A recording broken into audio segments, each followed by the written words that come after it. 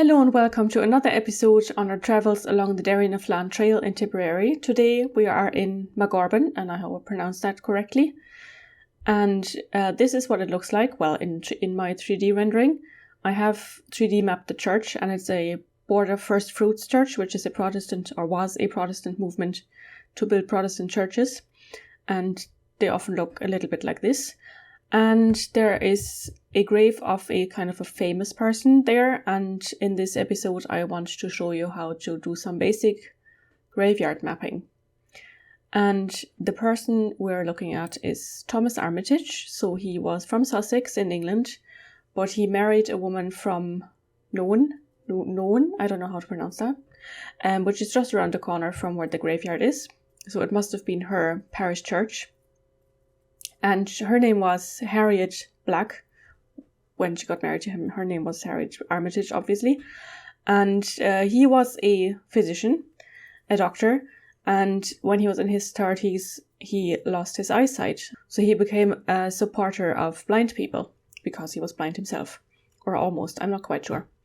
And he was the founder of the Royal National Institute for Blind People, which then later became, I think, the National Council for the Blind. And that's, of course, very important. And his daughter, Alice Stanley, also followed in his footsteps. After his death, he died in a riding accident. On Wikipedia, it says in Thurles. In the Derry na Fleadh Heritage Trail booklet, it says Cashel. But he died in Tipperary. Anyway, he was buried then in Magorban because that's where his in-laws lived, I guess. And I took a picture of the gravestone when I was there, and I've uploaded it to Wiki Comments, and I've included it in his Wikipedia article, because of course there are not an awful lot of pictures of him or related to him. So we're going to add his tomb, and then another tomb that I don't know who's buried there, but we'll get there when we get there. So this is the map, and you see I have added the outline of the graveyard already, and mapped it as amenity graveyard. If there is no church, or there's no church that is still used as church, a desecrated church, then it's called a cemetery, land use cemetery.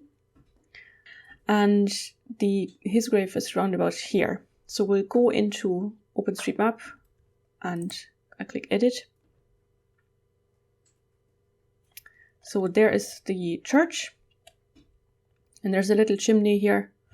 And you can see the smoke coming out here in the 3D rendering.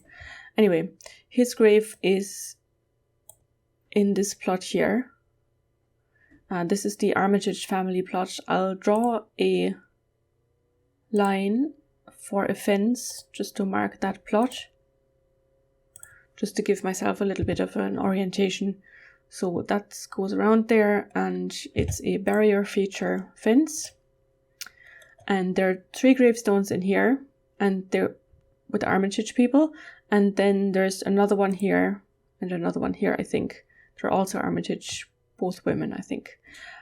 His grave, as far as I remember, is on the far right. And we'll look at the tag. So I've just put a note there. I could have also drawn an outline, but I'll just use the note. And there are a couple of tags that are possible. Historic tomb is one possibility, which we won't use. I'll just say that right away, because this is only used for historic tombs, whatever the OpenStreetMap community understands as historic. So this is for rock-cut tombs and war graves and mausoleums and all these kinds of different pyramids. Very few people build pyramids for themselves anymore, and so on. What you're not supposed to do is use historic tomb and then tombstone, because a tombstone is not a kind of tomb. It's part of a tomb, as it says here, and rightly so.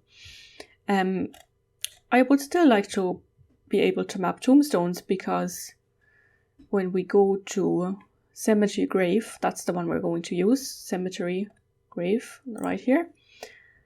You will see that one of the keys that you can add is inscription, and in my opinion, a grave doesn't have an inscription. It's the tombstone that has the inscription, but we're going to go with that. So we will start with adding cemetery grave. here. Point. And then type.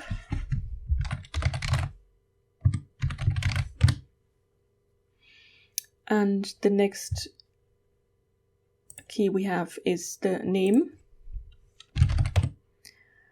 And I'll put the most important person on it. That's one of the things I don't like about this key and tag, is that you can only put one name really on it.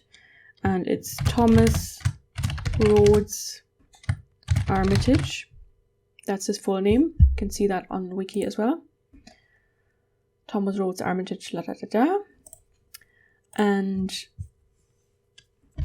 I don't think there is a name to, no. We'll just have to forget about his wife. Inscription.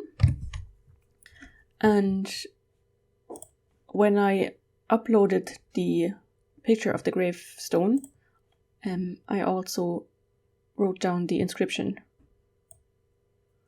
So it can be easily copied and pasted. So the inscription reads, "In loving memory of Thomas Rhodes Armitage, MD, London, known," and then something I couldn't read, "the friend of the blind, who died 23rd of October 1890, aged 56. Thine eyes shall see the king in his beauty," Isaiah 33 verse 17. "Also of Harriet, his wife, daughter of Stanley Black, who died in London 3rd of November 1901, who is interred here." And then at the very bottom, it has the name of the stonemason, Harrison Dublin, I want to say. I would really like to add that. There is no standard for that again, because maybe people don't really care about who made the gravestones, but I think that's interesting information. So I'm just going to copy the inscription here and paste it in here. It should turn up. No, it doesn't.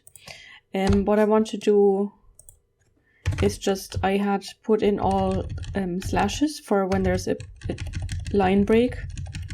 That doesn't make it very legible here, so I'm just going to delete them. What I will do for the stonemason, I'll put in, I think the profession is named sculptor, isn't it? Sculptor underscore name, like we do with the artist underscore name. It is kind of an artist, isn't it? And the name was Harrison Dublin.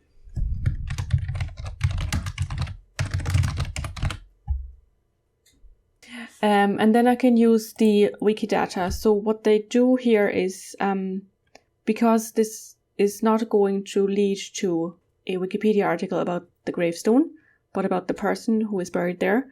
So you use subject : Wikidata, which he also has. Wikidata,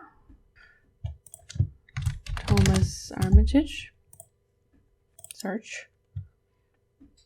And won't open the whole page, just copy this here. British physician, just be sure that you copy the right person. Q, and I can delete the bracket. And subject Wikipedia.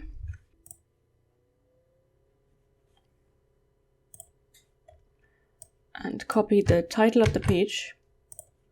And type EN : and then whatever I've just copied.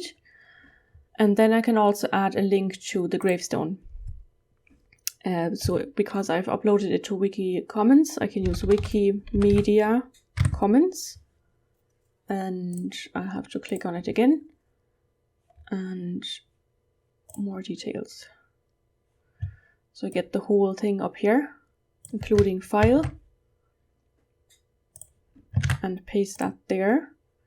And if you have photographs of the gravestones you are mapping somewhere else, you can link to those as well. And you use image and then the URL. This should be enough for this grave. And you see his name is now shown here as well. And the other one I wanted to show you is this one here. I'll show a picture on this side. It's a little vault. I wasn't quite sure if you use, go back to historic grave. So the possibilities there are mausoleum, but I don't think it's a mausoleum, I think it's too small. And the other one is vault, so I'll use that. Tomb equals vault. Unfortunately, I couldn't find out who's buried there, so I'm just gonna use this key and this tag.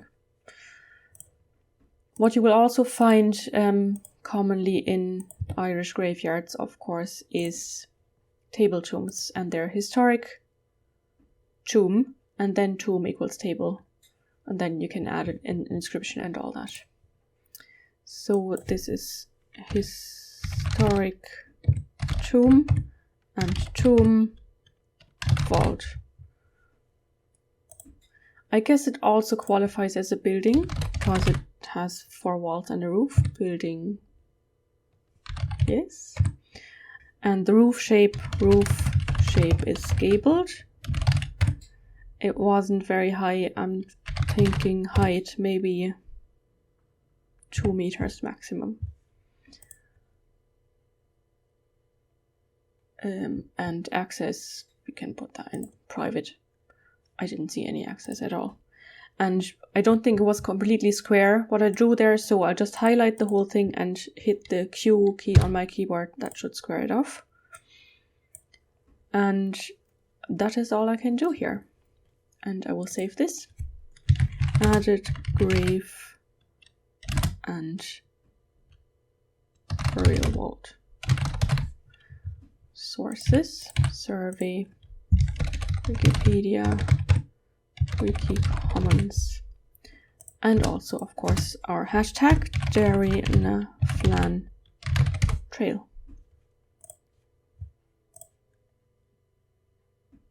And save this.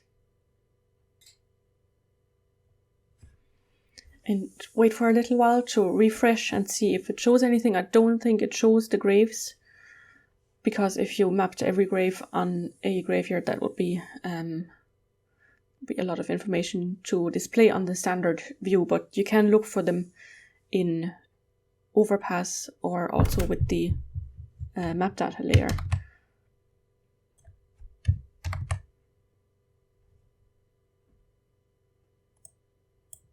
By the way, the townland just right next to it is called Woodhouse. I found that quite amusing, thinking of PJ Woodhouse. There's also a motte here, a former castle site. The Woodhouse, the actual house, used to be here. It's all gone. Just trying to make some time here until this loads. Maybe it won't. But I can make it visible by going over to the layers and activating the map data layer. So you see, this is where the vault is.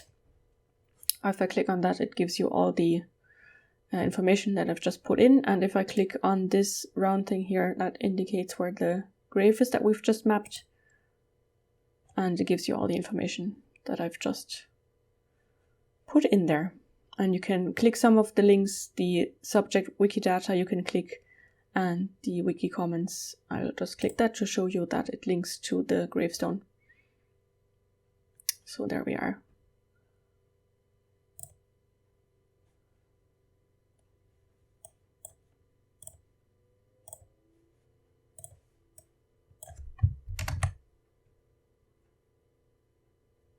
Now we see it. So we see the fence where I fenced the family plot in, and the vault, the burial vault. And that is it. And I'll see you in the next video. Slán.